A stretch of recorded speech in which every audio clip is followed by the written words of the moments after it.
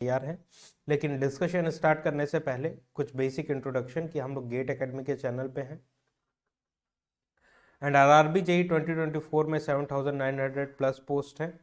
Gate academy का जो course है CBT 1 499 में अवेलेबल है, CBT 1 प्लस CBT 2 777 में अवेलेबल है। जैसे कि CBT 1 का एग्जामिनेशन कंडक्ट हो चुका है, जितने भी एग्जामिनेशन थे, जितने भी शिफ्ट में थे, सारे के सारे कंप्लीट हो चुके हैं। आज 18 तारीख है। तो अब बचता है CBT 2। CBT 2 में अगर आप एनरोल करते हैं तो जितने भी सब्जेक्ट मेंशन है CBT 2 में आरआरबी जेई के ऑफिशियल सिलेबस में, वो सारे के सारे सब्जेक्ट इमीडिएट बेसिस पे सारे वीडियो लेक्चर्स आपको प्रोवाइड कर दिए जाएंगे, जिसके कारण आपको फर्दर स्ट्रगल ना हो कोर्सेज को लर्न करने में, सब्जेक्ट्स को लर्न करने में, और आप अपने टाइम को अपने अकॉर्डिंग मैनेज कर सकें और स्टडी कर सकें। राइट। गेट 2027 का जो कोर्स है उसकी कोर्स प्राइस 5,555 रुपीज़ है। गेट 2025 का कोर्स 2,222 रुपीज़ में, 26 का कोर्स 3,333 रुपीज़ में एंड 27 का जो कोर्स है वो 5,555 रुपीज़ में अवेलेबल है। आरआरबी जेई, SSC जेई 777 में, कैंपस रिक्रूटमेंट ट्रेनिंग प्रोग्राम 777 में, ऑल स्टेट AJE एग्जामिनेशन 777 में, smart course and dopamine 555 combo 999 में, ESC नॉन टेक्निकल जो कि UPSC का एग्जामिनेशन होता है, जिसमें ICT, project management, environmental science, engineering, drawing और जो भी नॉन टेक्निकल सब्जेक्ट्स हैं वो आपको 777 में प्रोवाइड किए जाएंगे। GATE subject wise and combo courses available हैं। उसके लिए आपको गेट एकेडमी की ऑफिशियल वेबसाइट विजिट करनी होगी कि अगर आप केवल और केवल नेटवर्क में इंटरेस्ट रखते हैं या पावर सिस्टम में इंटरेस्ट रखते हैं या पावर इलेक्ट्रॉनिक्स में इंटरेस्ट रखते हैं या इलेक्ट्रिकल मशीन्स में इंटरेस्ट रखते हैं या फिर एनालॉग इलेक्ट्रॉनिक्स में इंटरेस्ट रखते हैं या डिजिटल इलेक्ट्रॉनिक्स में इंटरेस्ट रखते हैं, कंट्रोल सिस्टम में इंटरेस्ट रखते हैं या फिर सिग्नल सिस्टम में इंटरेस्ट रखते हैं या EMT में इंटरेस्ट रखते हैं या माइक्रो प्रोसेसर में इंटरेस्ट रखते हैं, तो इंडिविजुअल बेसिस पे इन कोर्सेज में आप एनरोल कर सकते हैं। अदरवाइज आप कॉम्बिनेशन के साथ भी कोर्सेज को अवेल कर सकते हैं। उसके लिए आपको गेट एकेडमी की ऑफिशियल वेबसाइट विजिट करनी होगी। Online test series details for GATE 2025 course, तो इलेक्ट्रिकल इंजीनियरिंग 333 में अवेलेबल है। गेट 2025 के लिए जो ऑनलाइन टेस्ट सीरीज है, इसमें topic wise test 28, subject wise basic level के test 12, subject wise advance level के test 12, multiple subject test 14, full and mock test for GATE examination 10 test, total number of test 76 है। तो इन 76 test को अगर आप बेहतरीन तरीके से अटेम्प्ट करके प्रिपेयर कर लेते हैं, एनालाइज कर लेते हैं, तो इससे आपको अपने सिली मिस्टेक्स का पता चलेगा कि कहाँ पे आप सिली मिस्टेक्स कंडक्ट कर रहे हैं एंड कैलकुलेशन में कहाँ पे मिस्टेक्स हो रहे हैं, कौन से वीक एरिया है, आपको कहाँ पे और न्यूमेरिकल सॉल्व करने की ज़रूरत है, कहाँ पे और कॉन्सेप्ट बिल्डअप करने की ज़रूरत है, कहाँ पे और थ्योरी पढ़ने की ज़रूरत है। जो रैंकर्स हैं, टॉप रैंकर्स, उनके साथ अपने रिजल्ट्स को कंपेयर करने का मौका मिलेगा कि उन्होंने पर्टिकुलर क्वेश्चन को कितने टाइम में सॉल्व किया, आपने कितना टाइम डिवोट किया। इस तरीके से चीज़ों को एनालाइज करके धीरे धीरे रेक्टिफाई करते हुए आप अपने रैंक को बेस्ट पॉसिबल रैंक तक लेके जा सकते हैं। और गेट एकेडमी की जो टेस्ट सीरीज है 76 टेस्ट जो डिजाइंड है ऑफिशियल गेट पेपर के अकॉर्डिंग डिजाइन है। जैसे कि ऑफिशियल गेट पेपर में कभी भी कोई भी क्वेश्चन रिपीट नहीं होता है, सिमिलर काइंड ऑफ कॉन्सेप्ट आपको गेट एकेडमी के टेस्ट सीरीज में देखने के लिए मिलेगा। As per the GATE standard unique question design किए गए हैं यहाँ पे, जो कि आपके कॉन्सेप्ट को और भी ज्यादा बिल्डअप करने में हेल्प करेंगे आपका। जनरल एप्टीट्यूड का जो ई बुक है, क्योंकि जनरल एप्टीट्यूड गेट के एग्जामिनेशन में 13 से 15 मार्क्स का वेटेज रखता है, जो कि एक अच्छा खासा वेटेज है। किसी भी टेक्निकल सब्जेक्ट से ज़्यादा वेटेज जनरल एप्टीट्यूड का देखने के लिए मिलता है। एप्टीट्यूड ई बुक का QR कोड स्क्रीन के सामने, इस QR कोड को अगर आप स्कैन करते हैं तो एप्टीट्यूड के ई बुक तक आप पहुंच जाएंगे, जिसमें numerical ability, logical reasoning, verbal ability, special aptitude, total number of pages 521 है। और ये बुक 222 में आपको अवेलेबल है। और इस बुक की खास बात यह है कि इसमें 15 years previous year GATE question with detail solution available है। राइट, शॉर्ट पॉसिबल सॉल्यूशन के साथ अवेलेबल है। मशीन एनालिसिस ऑलरेडी कंप्लीट कर लिया है। फर्स्ट फेज में हम लोगों ने आइडियल मशीन एनालिसिस का डिस्कशन किया। Ideal machine in the sense कि जो भी आपके सब स्टेशन में प्रैक्टिकली एग्जिस्टिंग मशीन्स हैं, उसमें जो भी नॉन लीनियरिटीज हैं, practicalities in the sense non linearity और लीकेज और different kind of losses like hysteresis, eddy current loss, iron loss, copper loss, इस तरीके के जितने भी लॉसेस प्रेजेंट होते हैं मशीन्स में, प्रैक्टिकली एग्जिस्टिंग मशीन्स में, इन सारे प्रैक्टिकलिटीज को हम लोगों ने first phase ideal machine analysis में कंसीडर नहीं किया। लेटर पॉइंट ऑफ टाइम हम लोग कंसीडर करने वाले थे, जो कि हम लोगों ने सेकंड फेज में कंसीडर करना चालू किया। Second phase of electrical machine analysis is nothing but modelling practicalities and building equivalent circuit. तो ये सेकंड फेज में modelling practicalities and building equivalent circuit में जो भी प्रैक्टिकली एग्जिस्टिंग मशीन्स हैं, उसमें जितनी भी प्रैक्टिकलिटीज प्रेजेंट है like non linearity, leakage, different kind of losses, इन सारे लॉसेस को हम लोगों ने रेजिस्टेंस, इंडक्टेंस, कैपेसिटेंस के हेल्प से मॉडल करने की कोशिश करेंगे और एक इलेक्ट्रिकल इक्विवेलेंट सर्क्यूट बिल्डअप करेंगे प्रैक्टिकली एग्जिस्टिंग मशीन्स का, क्योंकि प्रैक्टिकली एग्जिस्टिंग मशीन्स का हम लोग ऑन पेपर एनालिसिस कर सकें through the help of electrical equivalent circuit. तो उसका मॉडलिंग करना पड़ेगा, डिफरेंट काइंड ऑफ लॉसेस को हम लोग रेजिस्टेंस, इंडक्टेंस, कैपेसिटेंस से मॉडल करेंगे। सेकंड फेज कंप्लीट होने के बाद हम लोग थर्ड फेज में एंटर करेंगे। Third phase is nothing but testing part. तो टेस्टिंग पार्ट में हम लोगों ने इनडायरेक्ट लोडिंग टेस्ट अप्लाई करना है। इनडायरेक्ट लोडिंग टेस्ट के हेल्प से ये जितने भी पैरामीटर्स हम लोगों ने इलेक्ट्रिकल इक्विवेलेंट सर्क्यूट में बिल्डअप किया है, मॉडल किया है, उनकी वैल्यूज, रेजिस्टेंस, इंडक्टेंस, कैपेसिटेंसेस की वैल्यूज फाइंड आउट करेंगे through the help of testing.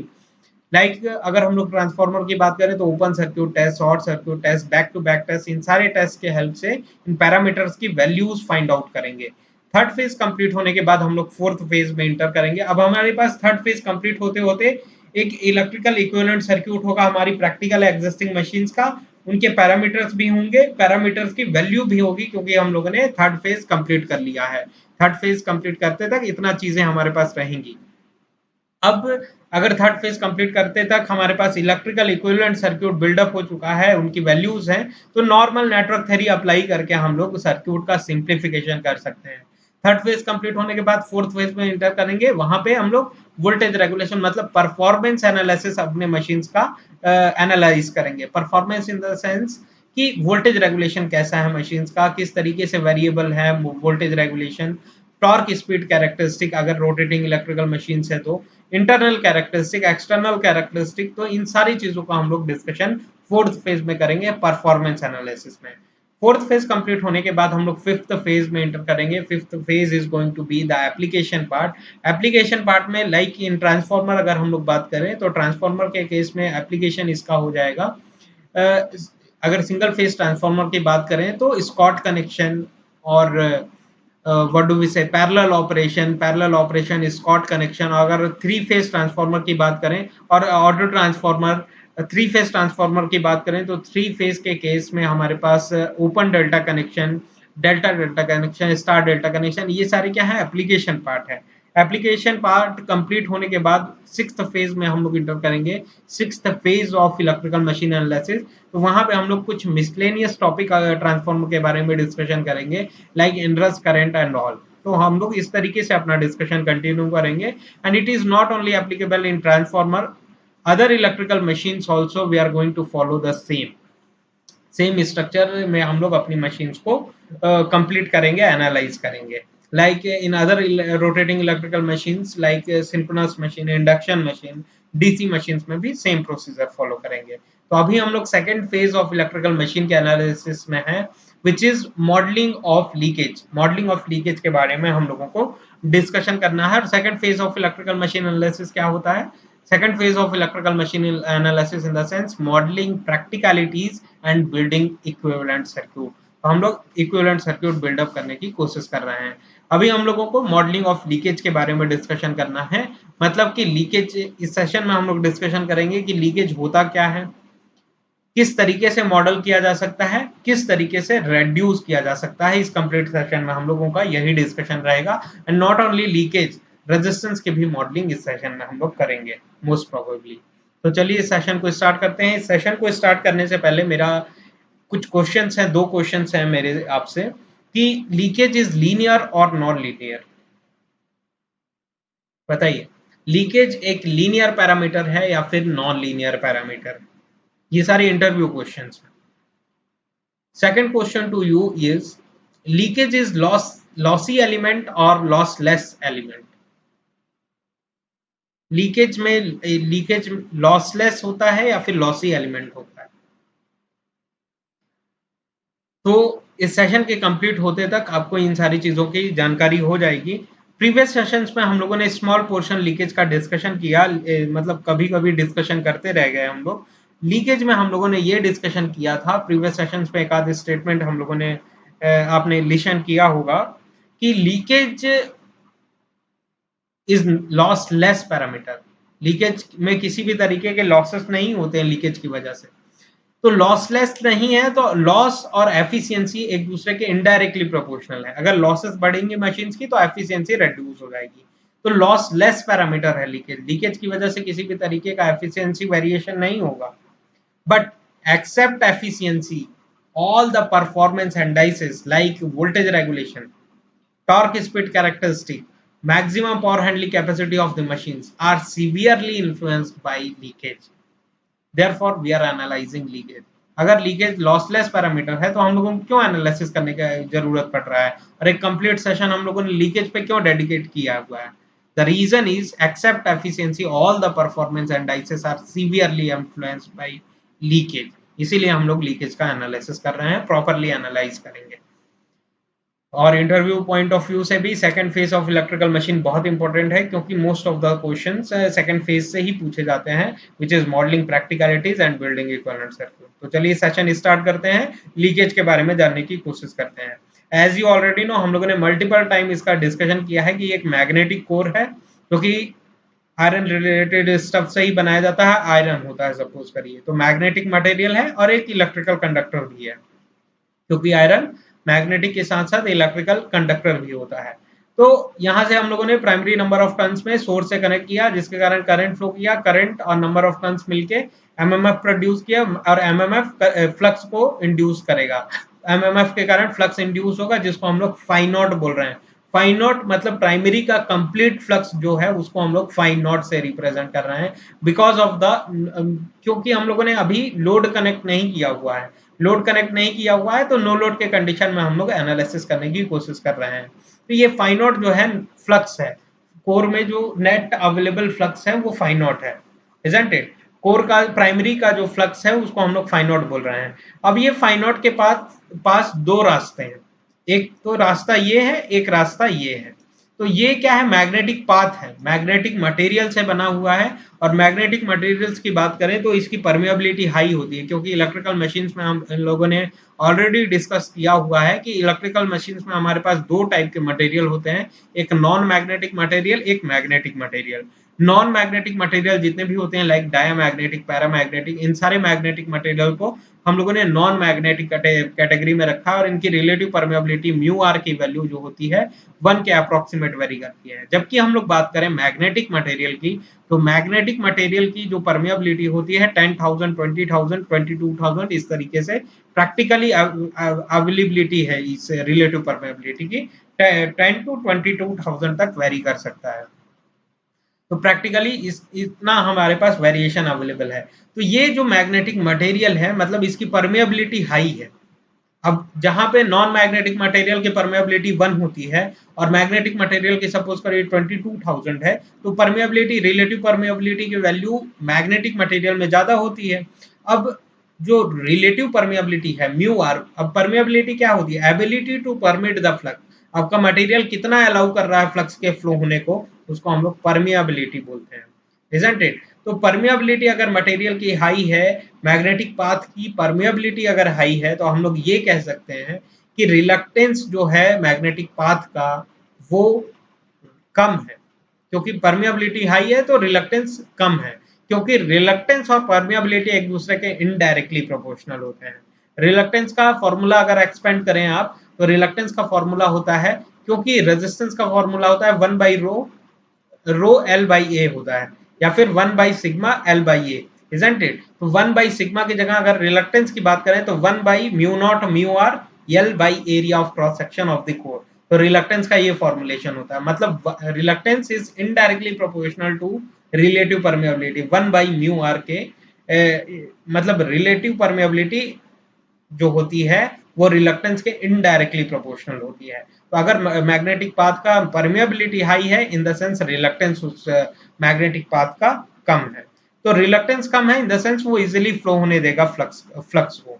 तो इस फ्लक्स के पास दो रास्ते हैं, ये इजीली अपने पाथ को कंप्लीट करने देगा, फ्लक्स इजीली इस पाथ से मैग्नेटिक मटेरियल से फ्लो हो पाएगा क्योंकि इसकी रिलेटिव परमेबिलिटी हाई है, रिलक्टेंस कम है, इजीली फ्लो होने देगा। अब ये एक पाथ हो गया। दूसरा पाथ क्या बनता है? दूसरा पाथ इस जो कि कोई अवेलेबिलिटी नहीं है, अभी आपको एयर गैप दिख रहा है, तो इस फाइनॉट फ्लक्स के पाथ ये एक रास्ता है, इस तरीके से अपना पाथ कंप्लीट करें। दूसरा रास्ता ये है कि अपना पाथ कुछ इस तरीके से कंप्लीट करें, नॉन मैग्नेटिक मटेरियल से कंप्लीट कर ले। ये एक मैग्नेटिक मटेरियल है, फ्लक्स के पास दो रास्ते हैं कि एक मैग्नेटिक मटेरियल से भी पाथ कंप्लीट कर सकता है और एक नॉन मैग्नेटिक मटेरियल से भी पाथ अपना कंप्लीट कर सकता है, इजंट इट? तो ये नॉन मैग्नेटिक मटेरियल कैसे है? क्योंकि अभी आपको यहाँ पे एयर गैप दिख रहा है, लेकिन ये कोर जो कंप्लीट वाइंडिंग वगैरह फॉर्म करने के बाद हम लोगों ने ट्रांसफॉर्मर टैंक में ये कंप्लीट कोर डालना है, इजंट इट? वाइंडिंग के सहित ट्रांसफॉर्मर टैंक में डालना है, और ट्रांसफॉर्मर टैंक में ऑयल हम लोग फिल करते हैं। ऑयल किस लिए फिल करते हैं? ट्रांसफॉर्मर ऑयल, मिनरल ऑयल इसलिए फिल करते हैं for the insulation and cooling purpose के लिए हम लोग ऑयल फिल करते हैं। तो ये जो एयर गैप आपको अभी दिख रहा है, ये एक्चुअली एयर गैप नहीं है, एक नॉन मैग्नेटिक मटेरियल है, नॉन मैग्नेटिक मीडियम है, इन द सेंस ऑयल अवेलेबल है यहाँ पे, मिनरल ऑयल, जो कि एक इंसुलेशन, इलेक्ट्रिकल इंसुलेटर होता है, इजंट इट? तो ये मतलब अपना पाथ इस तरीके से कंप्लीट कर रहा है, मतलब ऑयल से होता हुआ, non magnetic path, non magnetic material से होता हुआ कंप्लीट कर रहा है। अब सपोज करिए इलेक्ट्रिकल सर्क्यूट में हम लोगों ने डिस्कशन किया है, और हम लोगों को, क्योंकि इलेक्ट्रिकल सर्क्यूट से अगर इस चीज को मैग्नेटिक सर्क्यूट को रिलेट करें तो इजीली हम लोग समझ सकते हैं, नथिंग एल्स। तो यहाँ पे अगर 10 एम्पियर फ्लो कर रहा है तो यहाँ पे इसके पास दो रास्ते हैं, वन ओम का रास्ता है और एक 1000 ओम का रास्ता है। तो मोस्ट ऑफ द करंट 1 ओम से ही फ्लो करेंगे, वेरी स्मॉल करंट 1000 ओम से फ्लो करेंगे। अब ऐसा तो है नहीं यहाँ पे 1 ओम है, यहाँ 1000 ओम है, तो ये कंप्लीटली यहाँ पे कोई भी करंट फ्लो नहीं करेगा, 0 एम्पियर का करंट फ्लो करेगा, ऐसा नहीं है। स्मॉल अमाउंट ऑफ करंट यहाँ पे भी फ्लो करेगा, इजंट इट? और अगर इसकी वैल्यू मैं मेगा ओम्स में कर दूं तब जो है मोस्ट ऑफ द करंट, मतलब कि बहुत स्मॉल पोर्शन करंट का, जिसको हम लोग नेग्लेक्ट, कंप्लीटली नेग्लेक्ट कर सकते हैं, कंसिडर नहीं करना ही सही रहेगा उस केस में। लेकिन यहाँ पे 1000 ओम अगर अवेलेबल है तो स्मॉल पोर्शन यहाँ पे भी फ्लो होगा करंट का, और अगर हम लोगों को करंट का फ्लो रोकना है तो यहाँ पे इलेक्ट्रिकल इंसुलेटर हम लोग प्लेस कर सकते हैं।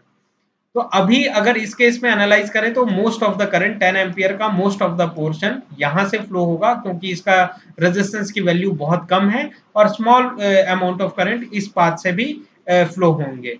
तो इस फ्लक्स के पास भी सिमिलरली दो रास्ते हैं, इसमें रिलक्टेंस की वैल्यू बहुत कम है क्योंकि इसकी परमेबिलिटी हाई है, तो मोस्ट ऑफ द फ्लक्स इस तरीके से अपना पाथ कंप्लीट करेंगे। लेकिन कुछ फ्लक्स अपना पाथ इस तरीके से भी फॉलो करेंगे क्योंकि इसकी रिलक्टेंस की वैल्यू, क्योंकि नॉन मैग्नेटिक मटेरियल है, non magnetic material in the sense उसके रिलेटिव परमेबिलिटी की वैल्यू 1 है, और रिलेटिव परमेबिलिटी की वैल्यू 1 होना मतलब कि रिलेटिव परमेबिलिटी की वैल्यू बहुत कम होना, बहुत कम होना का इन द सेंस रिलक्टेंस बहुत हाई होना। तो इस पाथ का रिलक्टेंस हाई है क्योंकि ऑयल से फिल्ड है, ट्रांसफॉर्मर टैंक के अंदर हम लोगों ने ऑयल फिल किया हुआ है, तो ये कंप्लीट स्ट्रक्चर अपने ऑयल में ही अवेलेबल है, मिनरल ऑयल में, ट्रांसफॉर्मर ऑयल में।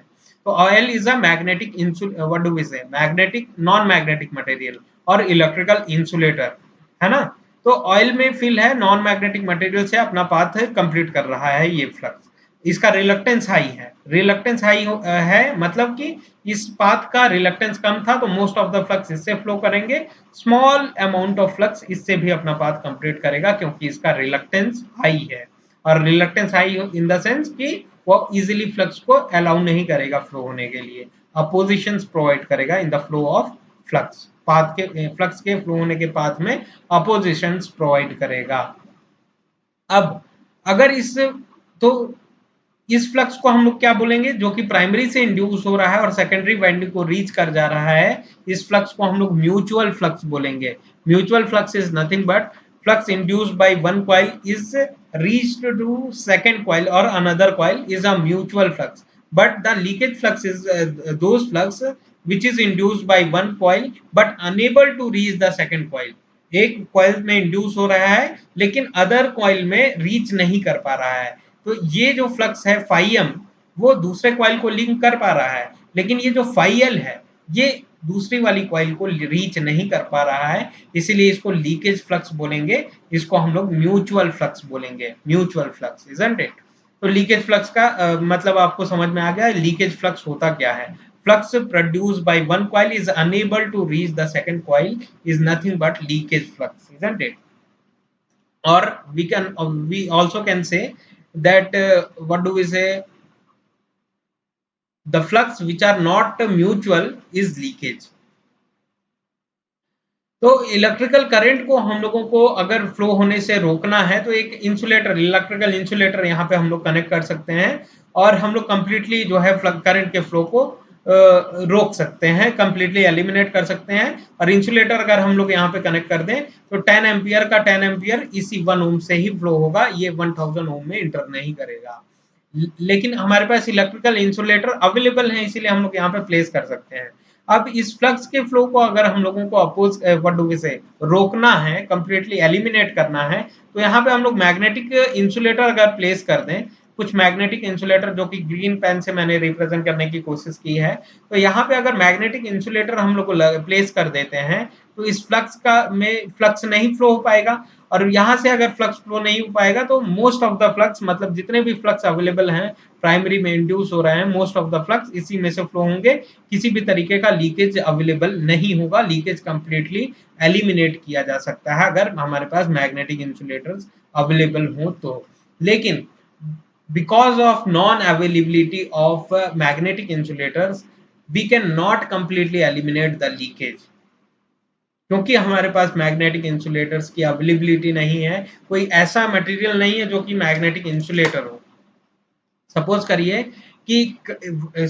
ये एक वायर है, इसको मैं यहाँ से ओपन सर्किट कर दूं, ओपन सर्किट कर देने के बाद क्या यहाँ से करंट फ्लो करेगा? नहीं करेगा। लेकिन ये एक मैग्नेट है, ये दूसरा मैग्नेट है, इन दोनों के बीच में अगर कोई मटेरियल मैं रख देता हूं तो क्या आप बोल सकते हैं कि इन दोनों के बीच में फ्लक्स का इंटरेक्शन नहीं हो रहा है? नहीं कह सकते हैं, क्योंकि इस केस में अगर कोई मटेरियल बीच में रख देते हैं तब भी इनके बीच में अट्रैक्शन और रिपल्सन होगा, क्योंकि ये मैग्नेट्स हैं।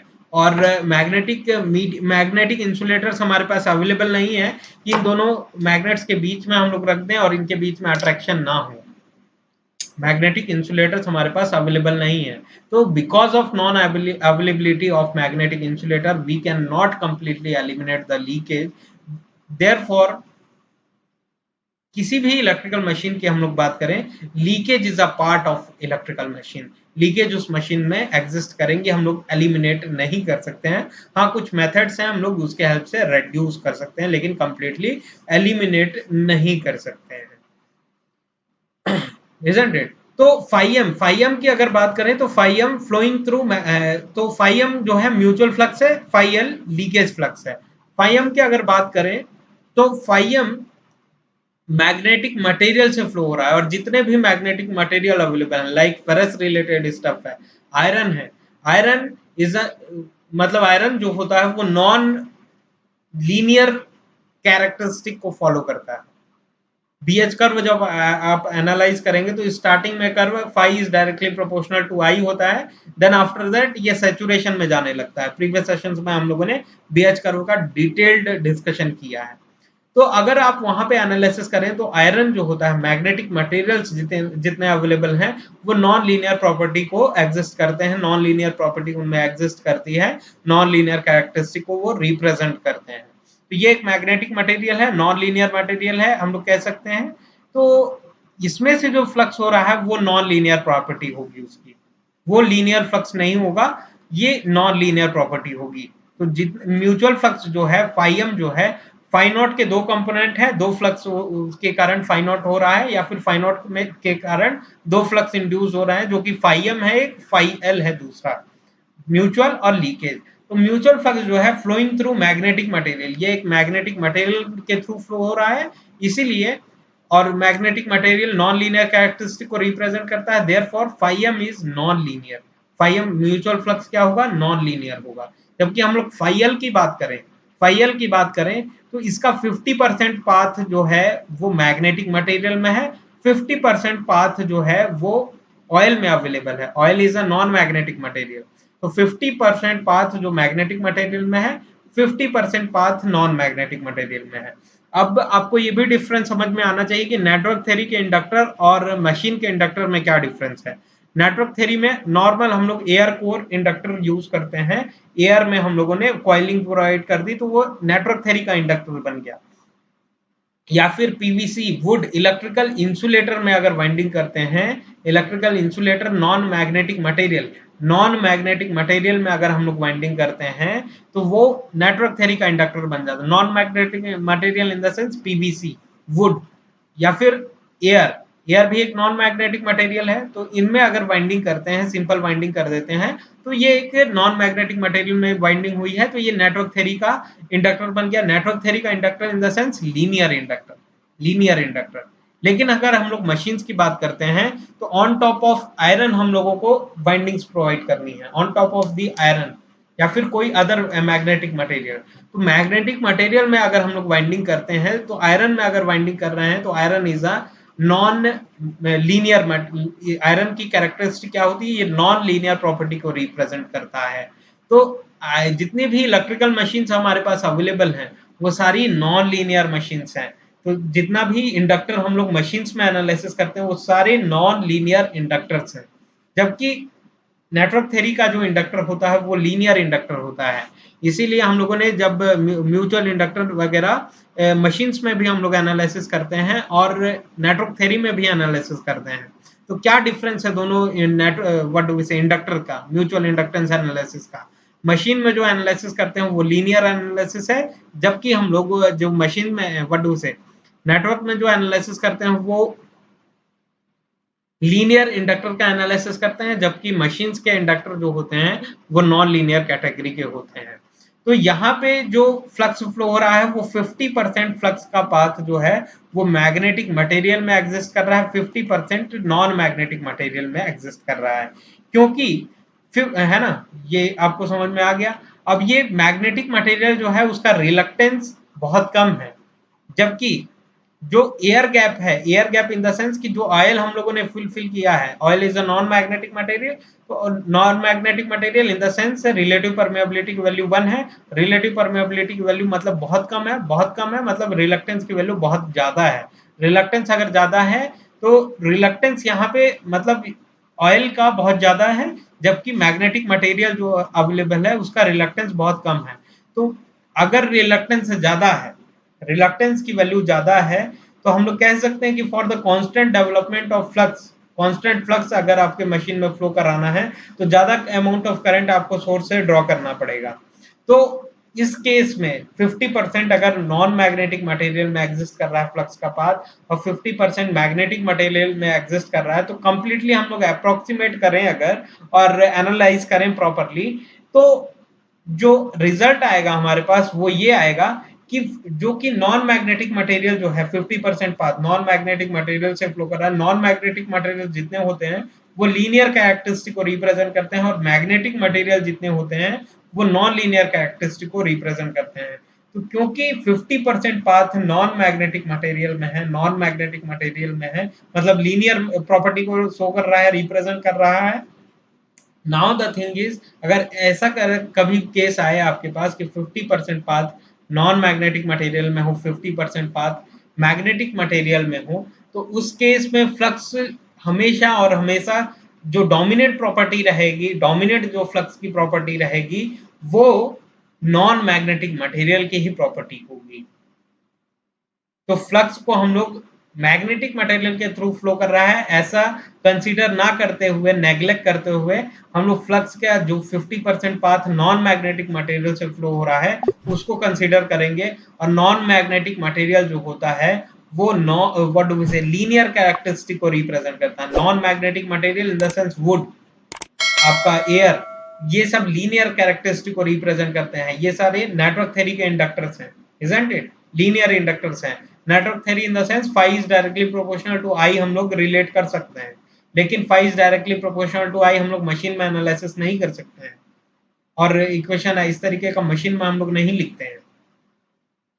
नाउ द थिंग इज कि अगर इस तरीके का केस बनता है कि 50% पाथ फ्लक्स का मैग्नेटिक मटेरियल में हो, 50% पाथ नॉन मैग्नेटिक मटेरियल में हो, तो जो नॉन मैग्नेटिक मटेरियल की प्रॉपर्टी होती है वो ज्यादा डोमिनेटिंग रहेगी।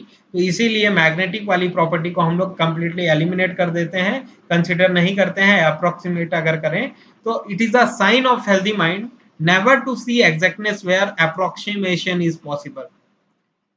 If we can analyze the thing by approximation, we will never go for the exactness, है ना। एज अ इंजीनियर हम लोग इजी चीजों के साथ ही ज्यादा प्रिफरेबल रहते हैं, इजी चीजों को ज्यादा प्रिफर करते हैं, और अगर टफ है चीजें, रिक्वायर्ड है, तो हम लोग किसी भी एक्सटेंट तक जा सकते हैं उस चीज को अचीव करने के लिए। लेकिन अगर टफ है और हम लोगों के लिए नीडफुल नहीं है, नीडेड नहीं है, तो हम लोग उस चीज को अप्रोक्सीमेट कर देंगे। It is not at all required for us, and if it is required for us we will go to the any extent to achieve that particular analysis or idea or anything, isn't it? तो 50% path अगर non magnetic material में हो, 50% magnetic material में हो, तो जो magnetic material वाली property रहती है उसको हम लोग एलिमिनेट कर देते हैं, कंसिडर नहीं करते हैं, और जो नॉन मैग्नेटिक मटेरियल वाली प्रॉपर्टी रहती है वो डोमिनेटिंग रहती है, उसको कंसिडर करते हैं। और नॉन मैग्नेटिक मटेरियल की क्या प्रॉपर्टी रहती है? ये लीनियर कैरेक्टरिस्टिक को रिप्रेजेंट करता है। यहाँ पे हम लोग phi is directly proportional to I use कर सकते हैं, मतलब कि लीनियर प्रॉपर्टी है, तो फ्लक्स जो फ्लो कर रहा है इस केस में वो नॉन मैग्नेटिक मटेरियल से पाथ अपना कंप्लीट कर रहा है, और non magnetic material linear property रखता है। इसीलिए ये जो लीकेज फ्लक्स है वो भी कैसा होती है, इसकी क्या प्रॉपर्टी होती है? Leakage is always linear. Leakage की जो प्रॉपर्टी होती है वो लीनियर होती है। तो फर्स्ट क्वेश्चन का आंसर आपको मिल गया कि लीकेज इज लीनियर और नॉन लीनियर पैरामीटर। तो leakage is a linear parameter. क्यों लीनियर पैरामीटर है? क्योंकि 50% पाथ इसका नॉन मैग्नेटिक मटेरियल में है, 50% पाथ मैग्नेटिक मटेरियल में है। इस केस में हम लोग मैग्नेटिक मटेरियल वाली प्रॉपर्टी डोमिनेटिंग नहीं होती है, जबकि non magnetic what do we say non magnetic material वाली प्रॉपर्टी डोमिनेटिंग रहती है।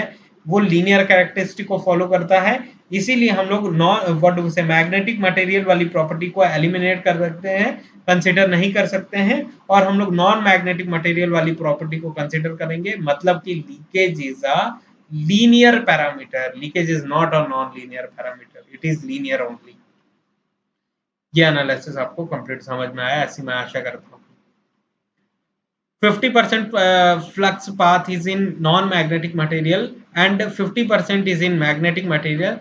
As a reluctance of non-magnetic material in the sense, what do we say? Oil, mineral oil. तो non magnetic material का reluctance बहुत high है compare to magnetic material, बहुत high है। तो देयरफॉर मैग्नेटिक मटेरियल में क्या होता है? मैग्नेटिक मटेरियल हमेशा नॉन लीनियर कैरेक्टरिस्टिक एग्जिस्ट करती है, रिप्रेजेंट करती है, जबकि नॉन मैग्नेटिक मटेरियल हमेशा लीनियर कैरेक्टरिस्टिक रिप्रेजेंट करती है। phi is directly proportional to I यहाँ पे हम लोग अप्लाई कर सकते हैं, लेकिन यहाँ पे नहीं कर सकते हैं। और लीनियर के केस में लीनियर की प्रॉपर्टी डोमिनेटिंग है, इसीलिए हम लोग को फ्लक्स जो है phi L को कंसिडर करते हैं कि ये एक लीनियर प्रॉपर्टी है, लीनियर प्रॉपर्टी है। It is not non linear, it is linear only. Second slide में चलते हैं हम लोग, और हम लोगों ने ये सारा डिस्कशन कर लिया है। एज कंक्लूजन आप नोट करिएगा, as leakage flux phi L is 50% is in magnetic material and 50% is in non-magnetic material, as reluctance of non-magnetic material is very greater than reluctance of magnetic material, so it can be assumed that phi L is flowing in non-magnetic medium only, making leakage linear. अगर non magnetic medium से flow हो रहा है, मतलब iron से flow हो रहा है, या फिर ऑयल से फ्लो हो रहा है, या फिर वुड से फ्लो हो रहा है, या फिर पीवीसी से फ्लो हो रहा है, पीवीसी मटेरियल से फ्लो हो रहा है, तो वो लीनियर कैरेक्टरिस्टिक को रिप्रेजेंट करेगा, मेकिंग लीकेज लीनियर। लीकेज को लीनियर वो बना देता है विदाउट हैविंग, अब ये लीनियर है और loss what do we say non magnetic material की प्रॉपर्टी रख रहा है, नॉन मैग्नेटिक मटेरियल से फ्लो हो रहा है। अगर नॉन मैग्नेटिक मटेरियल से फ्लो हो रहा है तो आपने कभी नेटवर्क थ्योरी में एनालिसिस किया है हिस्टैरिसीस लॉस का, एडी करंट लॉस का? हिस्टैरिसीस और एडी करंट लॉस केवल और केवल आयरन में एग्जिस्ट करते हैं, मतलब कि मैग्नेटिक मटेरियल में, मैग्नेटिक मटेरियल और इलेक्ट्रिकल कंडक्टर हो वैसे मटेरियल में एग्जिस्ट करते हैं hysteresis and AD current loss, isn't it? तो ये किसी भी नॉन मैग्नेटिक मटेरियल, वुड में कभी हिस्टैरिसीस लॉस नहीं होगा, कभी आयरन व्हाट डू वी से एडी करंट लॉस नहीं होगा, पीवीसी में कभी एडी करंट और हिस्टैरिसीस लॉस देखने के लिए नहीं मिलेगा। तो ये non linear non magnetic material से फ्लो हो रहा है मोस्ट ऑफ द फ्लक्स, इसीलिए हम लोग जो है नॉन मैग्नेटिक मीडियम वाली प्रॉपर्टी को कंसिडर करते हैं, मैग्नेटिक मीडियम वाली प्रॉपर्टी को कंसिडर नहीं करते हैं। और non magnetic material in the sense कि ये एक लीनियर प्रॉपर्टी को रिप्रेजेंट करता है, और एक नॉन मैग्नेटिक मटेरियल मतलब कि वुड, पीवीसी, इसमें कभी भी हिस्टैरिसीस एडी करंट लॉसेस नहीं होते हैं, इसीलिए हम लोग कहते हैं कि leakage is loss less property, इसमें किसी भी तरीके के लॉसेस नहीं होते हैं। तो दोनों क्वेश्चंस का आंसर आप लोगों को पता चल गया कि leakage is loss less parameter, ये भी पता चल गया किसी भी तरीके का हिस्टैरिसीस और एडी करंट लॉस आयरन और वुड में आपको देखने के लिए नहीं मिलेगा। व्हाट डू वी से, आयरन में मिलेगा, वुड में देखने के लिए नहीं मिलेगा, या फिर पीवीसी में देखने के लिए नहीं मिलेगा।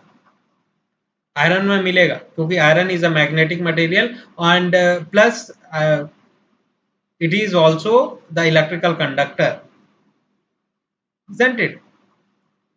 तो लीकेज इज अ लीनियर, ये आपको कंक्लूजन समझ में आया, and leakage is lossless property, it is not lossy, it is lossless property. अब बात आती है कि लीकेज हम लोग समझ लाए ये कि लीकेज होता क्या है, अब इसका मॉडलिंग किस तरीके से कर सकते हैं उसका डिस्कशन करते हैं, कि मॉडलिंग और लीकेज के बारे में डिस्कशन करते हैं। अब बताइए कि अब ये क्या है, leakage is lossless parameter, lossless parameter, तो क्या मैं रेजिस्टेंस से मॉडल करूं लीकेज को? अगर रेजिस्टेंस से मॉडल करूंगा तो रेजिस्टेंस तो लॉसेस रिप्रेजेंट करेगा, power absorbed by electrical resistance will produce some losses in the sense कि रेजिस्टेंस इज द प्रॉपर्टी, तो वो एक ऐसी प्रॉपर्टी एग्जिस्ट करता है अपने आप में रेजिस्टर कि वो इलेक्ट्रिकल एनर्जी को एब्जॉर्ब करके some other form of energy में वो कन्वर्ट कर देता है इरिवर्सिबली, मतलब कि रेजिस्टेंस पावर एब्जॉर्ब करेगा, इलेक्ट्रिकल पावर एब्जॉर्ब करके in the form of heat dissipate कर सकता है। तो ये क्या है, रेजिस्टेंस में लॉसेस को रिप्रेजेंट कर रहा है। Resistance is always a lossy element, तो रेजिस्टेंस से तो हम लोग मॉडल नहीं कर सकते हैं लीकेज को। अब क्या पैरामीटर्स बचते हैं, इंडक्टर या तो कैपेसिटर, दो चीजों में से एक चीज से हम लोगों को लीकेज मॉडल करना पड़ेगा। तो कैपेसिटर के केस में कैपेसिटर से हम लोग किस तरीके से मॉडल कर सकते हैं, IC is equal to C dVc by dt होता है and VL is equal to L di by dt होता है, isn't it?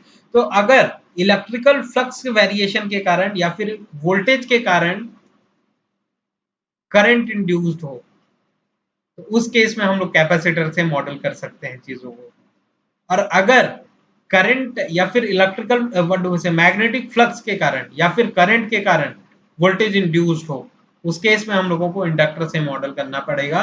There is no another गो, दो ही ऑप्शंस हमारे पास अवेलेबल हैं कि अगर इलेक्ट्रिकल फ्लक्स के कारण, इलेक्ट्रिकल फ्लक्स में वेरिएशन के कारण करंट इंड्यूस हो, उस केस में हम लोगों को कैपेसिटर से मॉडल करना पड़ेगा। And the second case for you is कि अगर इलेक्ट्रिकल करंट के कारण, करंट में वेरिएशन के कारण वोल्टेज इंड्यूस्ड हो, तो वहां पे, या फिर electric what do we say magnetic flux के कारण वोल्टेज इंड्यूस हो, उस केस में हम लोगों को इंडक्टर से मॉडल करना पड़ेगा चीजों को।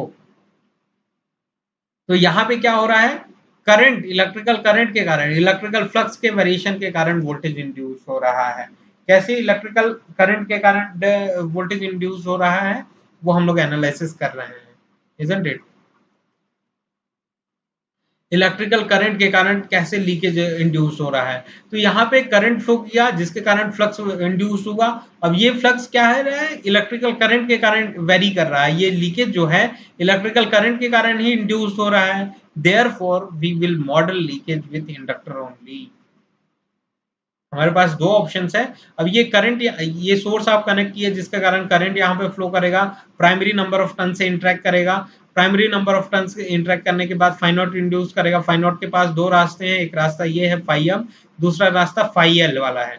इस तरीके से अपना पाथ कंप्लीट कर लेगा। तो ये जो फाइल वाला पाथ है, ये फाइल किस कारण से, कॉज ऑफ क्रिएशन क्या है फाइल का, फाइल का cause of creation I not है, आई नॉट के कारण ही फाइल इंड्यूस हो रहा है। तो ये जो लीकेज का कॉज क्या है, इलेक्ट्रिकल करंट के कारण फ्लक्स इंड्यूस हुआ, जिसके कारण यहाँ पे वोल्टेज का बिल्डअप हुआ।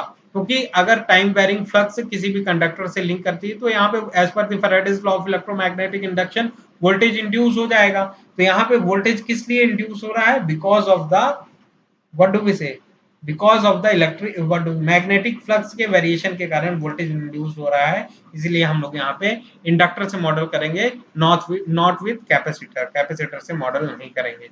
इतना बातें क्लियर हो गई, मैं ऐसी आशा करता हूँ। नेक्स्ट स्लाइड में चलते हैं। तो हम लोगों ने अभी इक्विवेलेंट सर्क्यूट की ओर जाना है, इक्विवेलेंट सर्क्यूट बिल्डअप करने की कोशिश करते हैं। लीकेज हम लोगों ने एनालिसिस कर लिया, लीकेज होता क्या है और उसका मॉडलिंग किस तरीके से करते हैं वो अभी हम लोग एनालिसिस करते हैं। तो नो लोड के केस में अगर हम लोग ट्रांसफार्मर अपनी एनालिसिस करें, phasor diagram is not needed, isn't it. Phasor diagram को अभी हम लोग कंसिडर नहीं करते हैं, phasor diagram, because it is not needed as of now. मतलब जहां पे नीड होगी मैं वहां पे आपको डिक्लेयर कर दूंगा और डेफिनेटली उस चीज को क्लियर करूंगा, या फिर हमारे पास टाइम परमिट करेगा तो हम लोग इस चीज को भी डील कर लेंगे। There is no very rocket science in this phasor diagram. लेकिन हम लोग क्यों कॉम्प्लेक्सिटी इंक्रीज करें, जब हम लोग इन्हीं एनालिसिस से चीजों को समझ सकते हैं, तो phasor diagram is not needed, isn't it. तो नो लोड के कंडीशन में अगर हम लोग ट्रांसफार्मर के एनालिसिस करें, तो वो सोर्स कनेक्ट किए जिसके कारण करंट फ्लो करेगा, करंट नंबर ऑफ टर्न से इंटरेक्ट करेगा, एमएमएफ क्रिएट करेगा जिसके कारण फ्लक्स का डेवलपमेंट होगा, फाई नॉट बोलेंगे। फाई नॉट के पास दो रास्ते हैं, फाई एम और फाई एल, इजंट इट। ये कंप्लीट एनालिसिस था। और फाई एम केवल और केवल फाई एम के कारण ही यहाँ पे म्यूचुअल फ्लक्स है, उसी के कारण ही केवल यहाँ पे सेकेंडरी में वोल्टेज इंड्यूस होगा जिसको हम लोग E2 बोलेंगे। लेकिन E1 का इंडक्शन, E1 जो इंड्यूस हो रहा है वोल्टेज, ये दो फ्लक्स के कारण हो रहा है, लीकेज फ्लक्स के कारण भी हो रहा है और म्यूचुअल फ्लक्स के कारण भी इंड्यूस हो रहा है। लेकिन E2 केवल और केवल म्यूचुअल के कारण ही इंड्यूस हो रहा है। यहाँ पे वोल्टेज क्यों इंड्यूस हो रहा है सेकेंडरी में, because whenever alternating flux or time varying flux is linked with stationary conductor, stationary conductor के साथ टाइम वेरिंग नेचर का फ्लक्स लिंक करें, इंटरेक्ट करें, तो यहाँ पे as per the Faraday's law of electromagnetic induction voltage induced हो जाएगा। तो ये फाई एम जो है टाइम वेरिंग नेचर का है, अल्टरनेटिंग नेचर का ही है, और यहाँ पे E2 से इंटरेक्ट कर रहा है जिसके कारण नंबर ऑफ टर्न से इंटरेक्ट कर रहा है, सेकेंडरी नंबर ऑफ टर्न से। तो यहाँ पे E2 इंड्यूस होगा और सिमिलरली यहाँ पे E1 इंड्यूस होगा। E1 के लिए कौन रेस्पॉन्सिबल है, फाई एल भी रेस्पॉन्सिबल है, फाई एम भी रेस्पॉन्सिबल, लेकिन केवल E2 के लिए कौन रेस्पॉन्सिबल है, केवल और केवल फाई एम रेस्पॉन्सिबल है। फाई एल केवल और केवल E1 के लिए रेस्पॉन्सिबल है, E2 के लिए नहीं। और नो लोड के केस में हम लोग एनालिसिस कर रहे हैं। नाउ फाई नॉट को हम लोग लिख सकते हैं phi M plus phi L, क्योंकि फाई नॉट के दो कंपोनेंट्स हैं, फाई एल और फाई एम। एक लीकेज फ्लक्स होगा, एक म्यूचुअल फ्लक्स होगा, दोनों को कंबाइन करिए तो टोटल फ्लक्स फाई नॉट आपको मिल जाएगा। और फाई नॉट किसके कारण हुआ, नो लोड करंट के कारण, नंबर ऑफ टर्न से इंटरेक्ट किया, एमएमएफ प्रोड्यूस हुआ जिसके कारण फ्लक्स इंड्यूस होगा, इजंट इट। तो phi M is very very greater than phi L, ऐसा हम लोग कह सकते हैं, क्योंकि इसका रिलक्टेंस कम है तो ज्यादा फ्लक्स यहाँ से फ्लो करेंगी, इसका रिलक्टेंस हाई है इसलिए बहुत कम फ्लक्स यहाँ से फ्लो करेंगी। इसीलिए हम लोग कह रहे हैं कि phi M is very very greater than phi L. Phi L is very small amount only, leakage जो होता है वो कम ही होता है। बिकॉज ऐसा क्यों है, phi M is very very greater than phi L, क्यों है, क्योंकि रिलक्टेंस जो है, रिलक्टेंस म्यूचुअल पाथ का जो रिलक्टेंस है वो बहुत कम है कंपेयर टू इस लीकेज पाथ का जो रिलक्टेंस है, उसके कंपैरिजन में म्यूचुअल पाथ का जो रिलक्टेंस है वो बहुत कम है, इसीलिए फ्लक्स जो होगा इनडायरेक्टली प्रोपोर्शनल होगा इसके। Now the thing is E1 की अगर हम लोग बात करें तो E1 के लिए कौन कौन रेस्पॉन्सिबल है, E1 के लिए रेस्पॉन्सिबल है, E1 के लिए फाई एल भी रेस्पॉन्सिबल है, फाई एम भी रेस्पॉन्सिबल है, दोनों फ्लक्स रेस्पॉन्सिबल है। लेकिन E2 के लिए केवल और केवल म्यूचुअल फ्लक्स रेस्पॉन्सिबल है।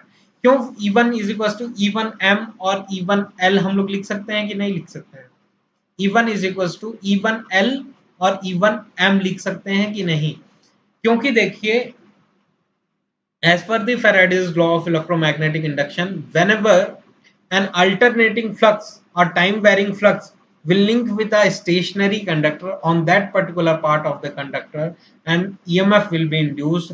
That is what nothing but Faraday's law of electromagnetic induction. किसी भी टाइम वेरिंग फ्लक्स में अगर कोई कंडक्टर लिंक करता है, इन्फ्लुएंस्ड होता है उस चेंज इन मैग्नेटिक फील्ड में, तो वह इस पर्टिकुलर पार्ट में ईएमएफ इंड्यूस हो जाएगा। यही है फैराडेज लॉ। तो यहाँ पे अगर हम लोग एनालिसिस करें उस चीज का, तो ये जो नंबर ऑफ टर्न्स प्रोवाइड किए हैं इलेक्ट्रिकल कंडक्टर ही है, और इलेक्ट्रिकल कंडक्टर में फाई एल अपना पाथ इस तरीके से कंप्लीट कर रहा है, फाई एम अपना पाथ इस तरीके से कंप्लीट कर रहा है। तो प्राइमरी नंबर ऑफ टर्न्स जो है उसमें फाई एल भी लिंक कर रहा है, फाई एम भी लिंक कर रहा है। तो जो फाई एल के कारण इंड्यूस होगा voltage as per the Faraday's law, तो फाई एल के कारण जो इंड्यूस होगा उसको हम लोग E1L बोलेंगे। 1 क्यों बोल रहे हैं? Because of the primary consideration, primary में कंसिडर कर रहे हैं इसलिए हम लोग फाई 1L बोल रहे हैं। फाई 1L और फाई 1M, क्योंकि फाई एम जो है वो प्राइमरी नंबर ऑफ टर्न्स से लिंक कर रहा है, तो इसके कारण भी इंड्यूस होगा। Because Faraday's law of electromagnetic induction इस फ्लक्स के लिए भी एप्लीकेबल है। तो इन दोनों का जो कॉम्बिनेशन होगा वो कंप्लीट E1 होगा। E1 का जो कॉम्बिनेशन होगा, E1 जो E1 के दो कंपोनेंट होंगे, E1M और E1L। इतना बात क्लियर हो गया आपको। Now the second thing is कि E2 जो इंड्यूस हो रहा है इसके लिए लीकेज अभी रिस्पॉन्सिबल नहीं है, क्योंकि हम लोगों ने नो लोड के कंडीशन में एनालिसिस करना है, नो लोड के कंडीशन में एनालिसिस कर रहे हैं। तो ये लीकेज फ्लक्स इसी नंबर ऑफ टर्न्स के तक लिमिटेड है, इसके बाहर नहीं जा सकता ये। तो ये जो फ्लक्स है फाई एम केवल रिस्पॉन्सिबल है E2 के इंड्यूस होने के लिए, क्योंकि नंबर ऑफ टर्न्स जो कि स्टेशनरी कंडक्टर है टाइम वेरिंग फील्ड से लिंक कर रहा है, तो यहाँ पे as per the Faraday's law EMF induce हो जाएगा जो कि E2 होगा। तो E2 केवल और केवल E2M के कारण रिस्पॉन्सिबल है। E2 क्यों बोल रहे हैं, 2 क्यों बोल रहे हैं यहाँ पे? क्योंकि सेकेंडरी कंसिडरेशन यहाँ पे लेके चल रहे हैं। तो म्यूचुअल फ्लक्स जो है फाई एम वो सेकेंडरी से लिंक कर रहा है, तो E2M को ही E2 यहाँ पे बोल सकते हैं, क्योंकि यहाँ पे लीकेज फ्लक्स से रिस्पॉन्सिबल नहीं है E2 के लिए, therefore will not go for the leakage here। केवल और केवल E1 में हम लोग कंसिडर करेंगे लीकेज इंड्यूस ईएमएफ, यहाँ पे हम लोग कंसिडर नहीं करेंगे। तो दो चीजें हैं। अब इसमें केवीएल हम लोग अप्लाई करें तो एक सर्किट बिल्डअप कर सकते हैं। E1 का ये केवीएल के थ्रू हम लोग कंप्लीट कर सकते हैं, और सेकंड पाथ ये कंप्लीट कर सकते हैं। तो अगर आप उसको केवीएल सेटिस्फाई करके मॉडलिंग करना चाहें तो लीकेज को हम लोग किस चीज से मॉडल करेंगे, ऑलरेडी हम लोगों ने देख लिया है कि एक इंडक्टर से ही मॉडल करेंगे लीकेज को। तो लीकेज, और एक बात और ध्यान देने वाली है कि लीनियर इंडक्टर को ऐसे हम लोग रिप्रेजेंट करते हैं, जबकि मशीन के जो इंडक्टर्स हैं नॉन लीनियर इंडक्टर को हम लोग ऐसे रिप्रेजेंट करते हैं, कर सकते हैं। डबल लाइंस इंडक्टर के ऊपर अगर हम लोग रिप्रेजेंट करते हैं तो डबल लाइंस ये रिप्रेजेंट करती हैं कि एक नॉन लीनियर इंडक्टर है। Non linear inductor in the sense कि आयरन कोर पे वाइंडिंग आपकी प्रोवाइडेड है, जबकि linear inductor in the sense कि एयर कोर पे अवेलेबल है, या फिर पीवीसी वुड, मतलब कि नॉन इलेक्ट्रिकल इंसुलेटर्स पे आपकी वाइंडिंग की गई है, या फिर magnetic insulator, what do we say, non magnetic material पे आपकी वाइंडिंग की गई है, मैग्नेटिक मटेरियल पे नहीं की गई है। अब इस इक्वेशन को सेटिस्फाई करता हुआ अगर हम लोग मॉडलिंग करें तो E1 is equal to E1M plus E1L। ये लीकेज फ्लक्स का मॉडलिंग हो गया, लीकेज का मॉडलिंग प्राइमरी लीकेज, और ये म्यूचुअल प्राइमरी का म्यूचुअल का मॉडलिंग हो गया। सेकेंडरी जो E2 है वो केवल और केवल E2M के कारण रिस्पॉन्सिबल है। तो इस तरीके से अपना पाथ जो है कंप्लीट हो गया, केवल भी सेटिस्फाई हो गया, अपना मॉडलिंग भी हो गया। Now the second thing is phasor diagram अभी नीडेड नहीं है, therefore we are not analysing as of now, है ना, it is not at all necessary.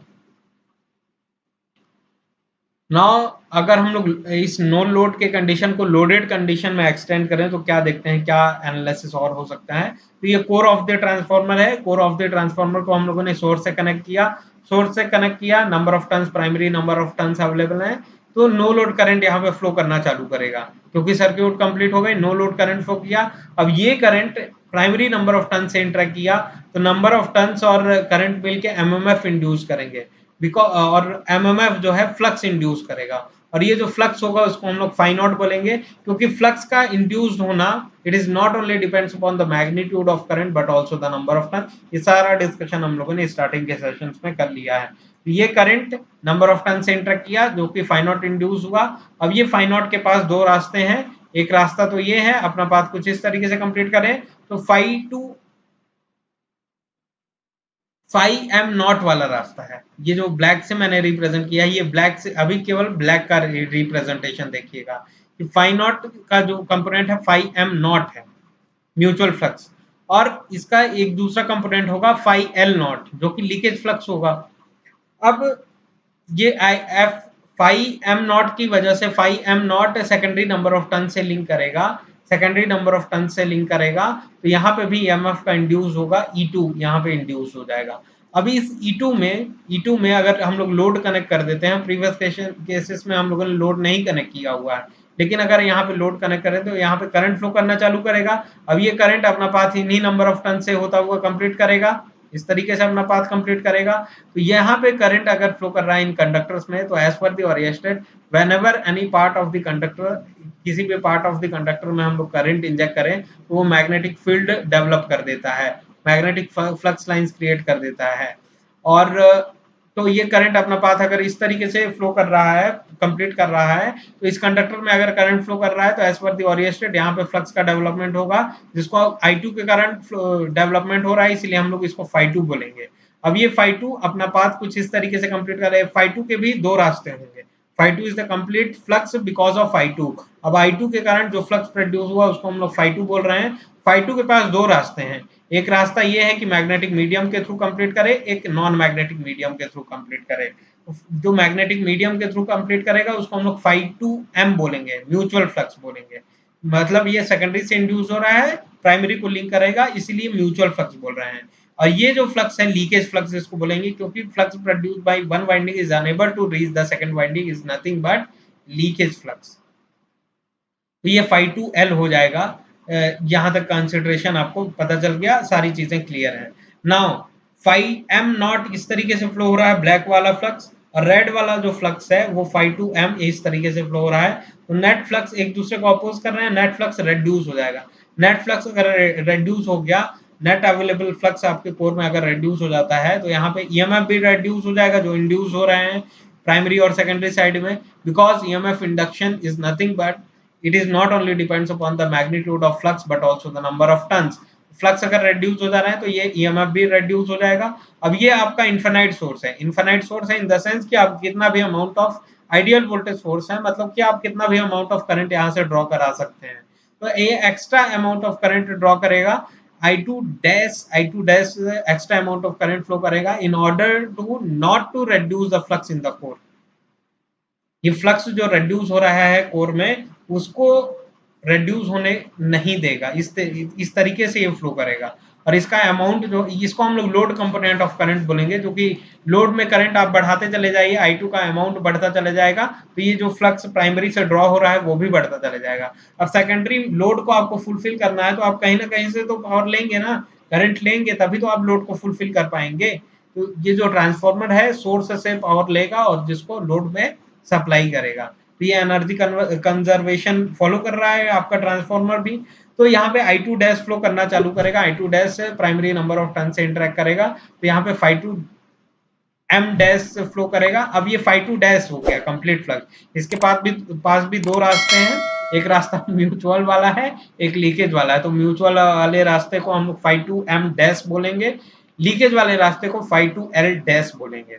तो ये फाई 2m और फाई 2m डैश एक दूसरे को कंप्लीटली नेग्लिफाई करेंगे, एलिमिनेट कर देंगे, जिसके कारण जो कोर में फ्लक्स बच जाएगा वो फाई एम नॉट ही बच जाएगा, ओरिजिनल फ्लक्स ही बच जाएगा, और फ्लक्स आपके रेड्यूस नहीं हो पाएगा। और फ्लक्स अगर मेंटेन हो गया, जो रेड्यूस हो रहा था ट्रांजिएंट पीरियड में, तो वो मेंटेन हो गया, तो आपका इंड्यूस्ड ईएमएफ जो यहाँ पे रिडक्शन हो रहा था because of the net flux reduction in the core, net flux reduction हो जा रहा था कोर में, जिसके कारण ईएमएफ इंड्यूस भी रेड्यूस हो जा रहे थे, तो ये अपने आप को मेंटेन कर लेंगे, क्योंकि नया करंट आ गया जिसके कारण नया फ्लक्स इंड्यूस हो गया। Phi 2m dash phi 2m एक दूसरे को कंप्लीटली नेग्लिफाई कर दिए, एलिमिनेट कर दिए। यहाँ तक की स्टोरी आपको समझ में आ गई।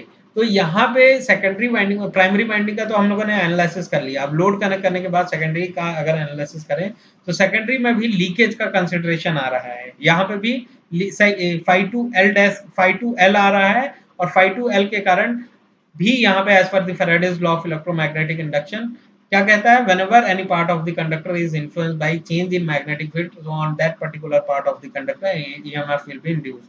तो यहाँ पे भी EMF इंड्यूस हो जाएगा जिसको हम लोग E2L बोलेंगे। E2L बोलेंगे। E2M हम लोगों ने प्रीवियस सेशंस में देख लिया था कैसे आ रहा था E2M क्यों आ रहा था, क्योंकि प्राइमरी से जो प्राइमरी नंबर ऑफ टर्न से जो म्यूचुअल फ्लक्स क्रिएट हो रहा था सेकेंडरी में रीच कर रहा था, जिसके कारण E2M इंड्यूस हो रहा था।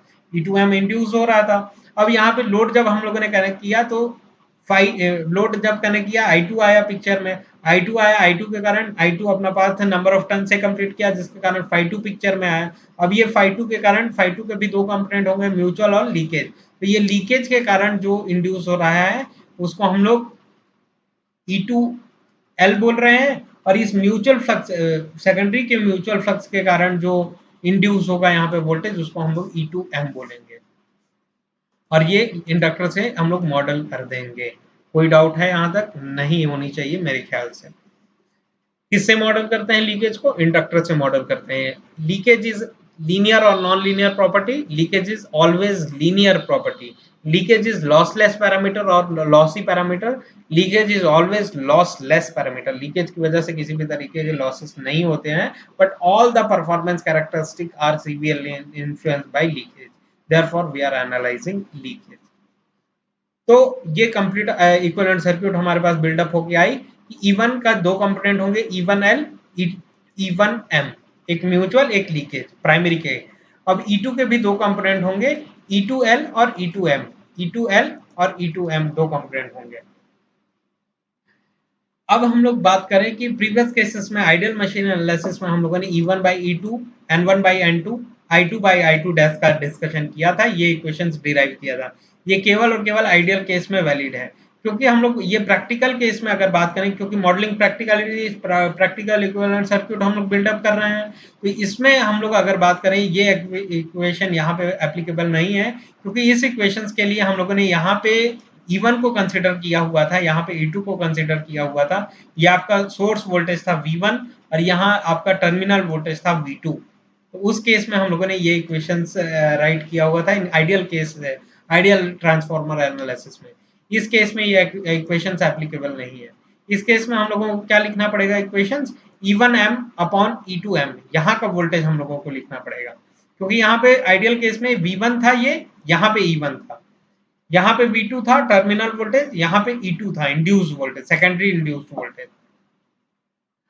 और आइडियल केस में किसी भी तरीके का रेजिस्टेंस और लीकेज नहीं था आइडियल मशीन में, इसीलिए V1 is always equal to E1 रहता था और V2 terminal voltage is always equal to E2 रहता था, है ना। लेकिन यहाँ पे हम लोगों ने लीकेज कंसिडर किया, प्रैक्टिकलिटीज कंसिडर कर लिए, तो ये इक्वेशंस हमारे लिए वैलिड रहेगा। यहाँ का इक्वेशंस लिखना पड़ेगा, यहाँ का जो इंड्यूस हो रहा है वोल्टेज वो लिखना पड़ेगा। तो यहाँ का जो इंड्यूस वोल्टेज है E1M है, E1M upon E2M is equal to N1 by N2, I2 by I2 dash. ये एप्लीकेशन, ये इक्वेशंस यहाँ के लिए वैलिड है। अब हम लोग क्या करेंगे, या तो हम लोग ये इक्वेशंस को इस सर्क्यूट के लिए फॉलो करें, या तो हम लोग इक्वेशंस यही रखें लेकिन यहाँ की टर्मिनोलॉजीज चेंज कर दें। मतलब कि इक्वेशंस यही रखें, लेकिन जो E2M इसको बोल रहे थे, E2M की जगह पे इसको हम लोग E2 बोल दें, और यहाँ पे E1M की जगह पे अगर इसको E1 बोल देते हैं तो इक्वेशंस यही रख दिए, लेकिन हम लोग टर्मिनोलॉजीज चेंज कर दिए। तो ये एप्लीकेबल हो सकता है, ये प्रेफरेबल हो सकता है। तो हम लोग यही प्रीफर करते हैं कि इक्वेशंस हम लोग यही रखते हैं, लेकिन यहाँ की टर्मिनोलॉजीज चेंज कर सकते हैं, कर देते हैं। एक्चुअल में अगर एनालिसिस करें तो ये E1M है, लेकिन E1M को E1M ना कह के हम लोग E1 कह देते हैं, और E2M को E2M ना कह के हम लोग E2 कह देते हैं। तो ये इक्वेशंस फॉलो किया जा सकता है। तो ये एनालिसिस हम लोग कंप्लीट कर सकते हैं। ये कंप्लीट इक्विवेलेंट सर्क्यूट में हम लोग E1 को यहाँ पे कंसीडर करें, E2 को यहाँ पे कंसीडर करें, और ये V1 हो V2 हो सेम रहे, मतलब प्रीवियस केस में जो इक्वेशन था वो इस सर्क्यूट के लिए वैलिड हो सकता है, इजंट इट? नेक्स्ट स्लाइड में चलते हैं।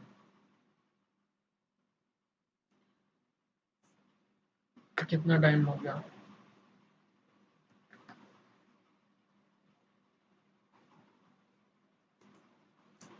अब हम लोग बात करते हैं कि modelling of winding resistance. Resistance की मॉडलिंग किस तरीके से कर सकते हैं। यहाँ पे लीकेज हमारा कंप्लीट हो गया कि लीकेज क्या होता है, किस तरीके से मॉडल किया जा सकता है, इंडक्टर से मॉडल कर सकते हैं हम लोग, और इक्विवेलेंट सर्किट भी बिल्डअप कर लिए। अब केवल और केवल उस इक्विवेलेंट सर्किट में इंडक्टर था, इंडक्टेंस ही अवेलेबल था। अब हम लोगों को रेजिस्टेंस, क्योंकि वाइंडिंग प्रोवाइड किए हैं आप लोगों ने ट्रांसफार्मर में, तो मॉडलिंग ऑफ रेजिस्टेंस भी होगा। मॉडलिंग ऑफ रेजिस्टेंस की अगर बात करें तो it is a small topic only. तो ये ट्रांसफार्मर है, primary number of turns available है, secondary number of turns available है। प्राइमरी नंबर ऑफ टर्न्स में करंट फ्लो करेगा जिसको हम लोग I1 बोलते हैं, सेकेंडरी में I2 फ्लो करेगा। अब ये करंट किसी भी कंडक्टर में, ये टर्न्स जो प्रोवाइड किए हैं वो कंडक्टर ही है, तो ये सपोज करिए एक कंडक्टर है, इसमें करंट फ्लो कर रहा है, तो इस कंडक्टर का कुछ ना कुछ तो रेजिस्टेंस होगा ही, होगा ही। तो इस रेजिस्टेंस के कारण इसमें करंट फ्लो कर रहा है, तो आई स्क्वायर आर लॉसेस होंगे जिसको हम लोग कॉपर लॉसेस बोलते हैं।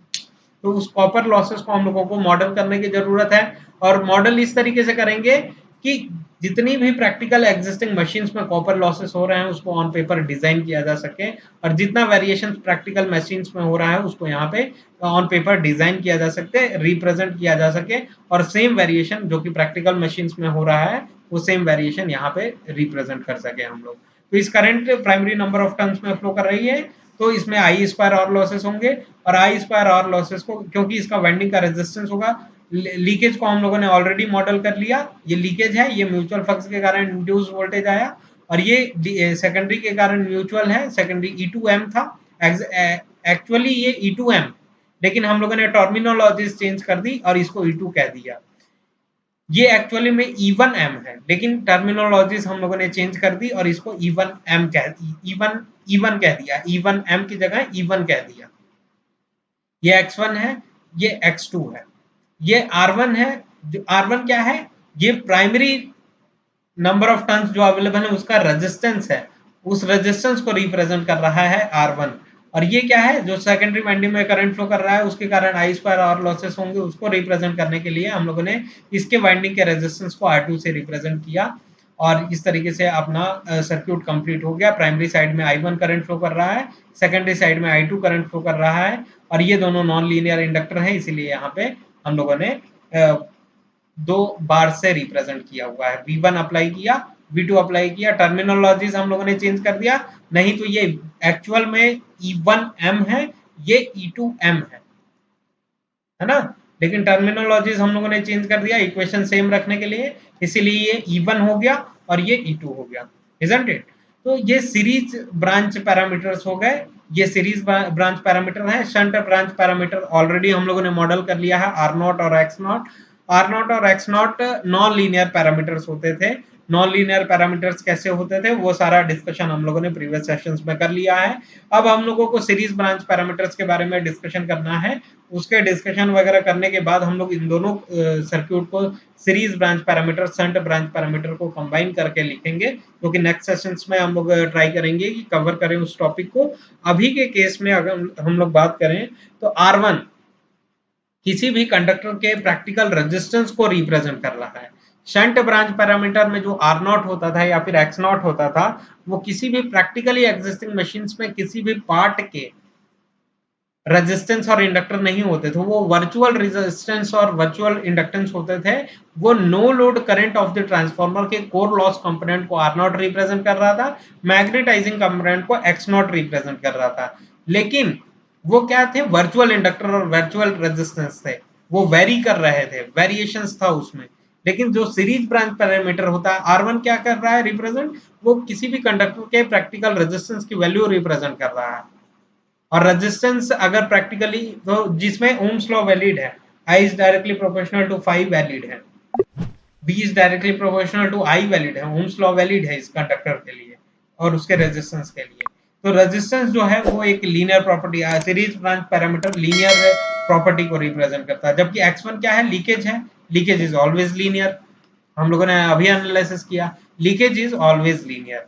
और जो म्यूचुअल फ्लक्स था, mutual flux is non linear property, क्यों नॉन लीनियर प्रॉपर्टी होता था? क्योंकि ये एक मैग्नेटिक मटेरियल से म्यूचुअल फ्लक्स फ्लो होता था, और मैग्नेटिक मटेरियल जितने होते हैं वो नॉन लीनियर प्रॉपर्टी को एग्जिस्ट करते हैं, रिप्रेजेंट करते हैं। इसीलिए जो ई म्यूचुअल फ्लक्स होगा वो ऑलवेज जो होगा